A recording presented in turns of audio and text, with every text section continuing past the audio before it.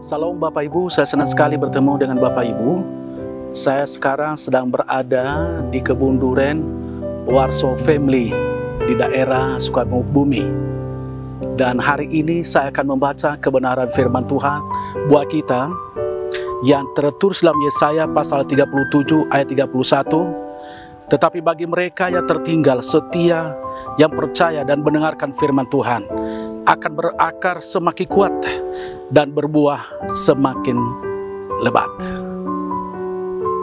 Kalau kita perhatikan, saya sedang berada sekarang, bahkan sedang duduk di ranting pohon duren ini. Mungkin kita lihat duren ini kenapa begitu besar, begitu kokoh.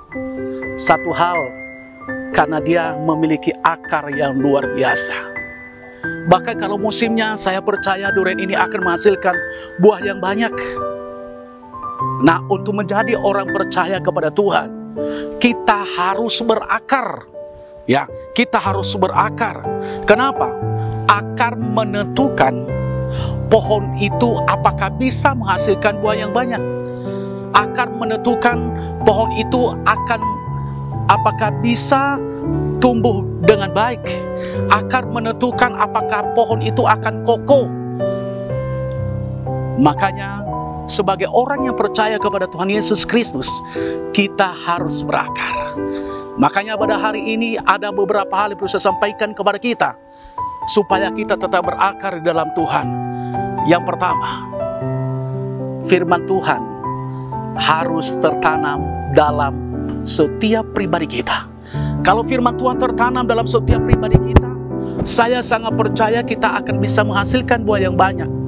Kalau firman Tuhan tertanam dalam hati kita, kita akan berakar, kita akan bisa bertumbuh, bahkan kita menjadi berkat bagi banyak orang.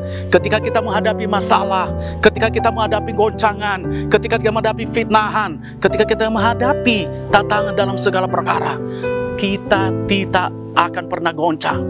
Kenapa? Karena kita sudah berakar dalam firman Tuhan. Ketika ekonomi kita gonjang-ganjing, saudara dikasihi Tuhan, bahkan ketika juga kita dikucilkan oleh orang, bahkan ketika kita juga tidak dianggap oleh orang, kita tidak pernah tergoncang, saudara dikasihi Tuhan. Kenapa? Karena kita sudah berakar dalam firman Tuhan. Begitu juga pohon ini, walaupun ada angin dari timur, barat, utara, dan selatan, pohon duren ini tidak pernah goncang, saudara kasih Tuhan, tidak pernah tumbang. Kenapa? Karena dia sudah berakar. Nah, begitu juga hidup kita di dalam kebenaran firman Tuhan. Biarlah kita tetap berakar dalam firman Tuhan dalam segala perkara. Yang kedua, bagaimana caranya supaya kita berakar? Yang kedua, kita harus tertanam dan berakar. Kalau kita tidak pernah tertanam, bagaimana kita bisa berakar? Saya akan berikan contoh. Pohon duren ini tidak akan seperti pohon sebesar begini. Hari ini dipindahkan, besok dipindahkan, lusa dipindahkan, selanjutnya dipindahkan. Apakah pohon ini akan berakar? Tidak. Dia tidak bisa tertanam. Kenapa? Karena dia dipindahkan setiap hari. Begitu juga kita iring Tuhan. Kita harus berakar, harus kita tertanam. Tertanam dalam hal apa? Dalam hal kebenaran firman Tuhan. Kalau firman Allah sudah tertanam dalam hati kita, saya percaya kita akan berbuah, kita akan menghasilkan buah yang lebat, kita akan berakar dalam segala perkara, sehingga hidup kita semakin diberkati oleh Tuhan. Kita akan melihat orang yang berakar dan tertanam di dalam Tuhan, dia akan menikmati berkat sepanjang hidupnya, dia akan menikmati berkat Allah, bahkan dalam segala janji-janji Bapa. Terima kasih. Saya percaya, biarlah firman Allah itu. Kenapa? Firman Allah itu adalah hati kita. Itu banyak orang mengalami mujizat, banyak orang menikmati berkat Allah, banyak orang menikmati sukacita dari Tuhan. Kenapa? Karena dia berakar dan bertumbuh di dalam Tuhan. Yang terakhir dan yang ketiga adalah bagaimana caranya supaya kita berakar?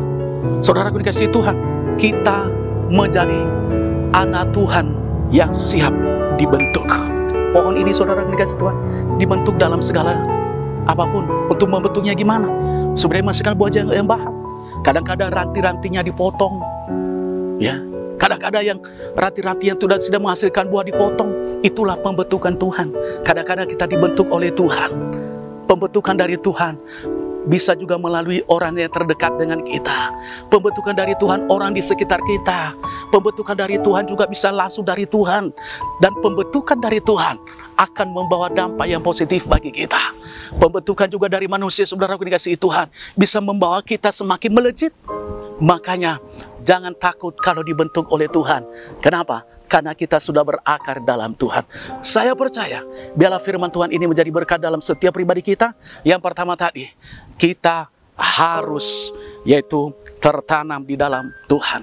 Yang kedua, kita harus tertanam dan berakar di dalam Tuhan. Dan yang ketiga adalah kita harus menjadi anak Tuhan dalam segala janji Bapa. Tuhan Yesus Kristus memberkati. Amin.